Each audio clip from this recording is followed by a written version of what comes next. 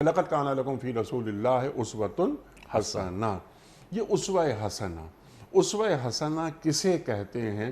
یہاں سے ہم گفتگو کا آغاز کرتے ہیں۔ قرآن کریم فرقان حمید کی سورہ احزاب کی یہ آیت کریمہ آیت نمبر 21 ہے۔ لقد کان لکم فی رسول اللہ اسوۃ حسنہ۔ دیکھیں، اسوہ کہتے ہیں طریقے کو، نمونے کو، پیروی کو، اور مطلق ہے وہ اچھا ہو یا برا ہو، اور اس کو پھر مقید کیا ہے حسنہ کے ساتھ، کہ یہاں مراد اسوہ حسنہ اچھا طریقہ، اچھا نمونہ، اچھی پیروی، ایک اچھے رہبر و رہنما اور ایک اچھے آئیڈیل۔ تو دنیا کے اندر انسان طبعی اعتبار سے ایک آئیڈیلزم کو پسند کرتا ہے اور وہ کسی کے پیچھے چلنا چاہتا ہے۔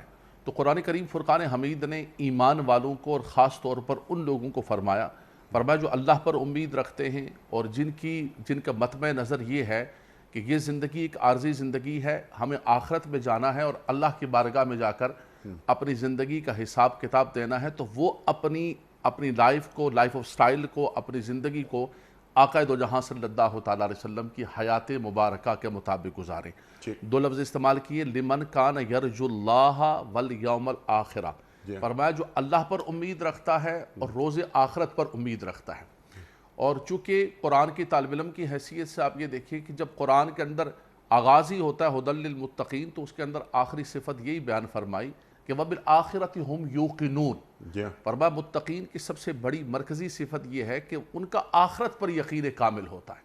اور آگے فرمایا الذین یظنون انہم ملاقو ربہم وانہم الیہ راجعون۔ یہاں یظنون جو ہے وہی یوقنون کے معنی میں، وبالآخرۃ ہم یوقنون سے متصل ہے، کہ فرمایا کہ ان کا اس بات پر یقین کامل ہے کہ انہیں لوٹ کر ایک دن جانا ہے اور اللہ سے ملاقات کرنی ہے۔ تو جن کا یہ ایمان ہے، جن کا یہ ایقان و یقین ہے کہ یہ زندگی ایک عارضی زندگی ہے، موت کو سمجھا ہے غافل اختتام زندگی، ہے یہ شام زندگی صبح دوام زندگی، جو دائمی زندگی ہے، ہمیشہ کی زندگی ہے، جن کا اس پر ایمان ہے اور اللہ کی ذات پر ایمان ہے، اس کی بارگاہ کے اندر ملنے کا ایمان ہے، فرمایا وہ زندگی آزاد نہیں گزاریں گے، مادر پدر آزاد نہیں ہوگی، بلکہ ان کی زندگی کا جو آئیڈیل ہے، بہترین نمونہ ہے، وہ آقا دو جہاں صلی اللہ تعالیٰ علیہ وسلم کی ذات بابرکات ہے۔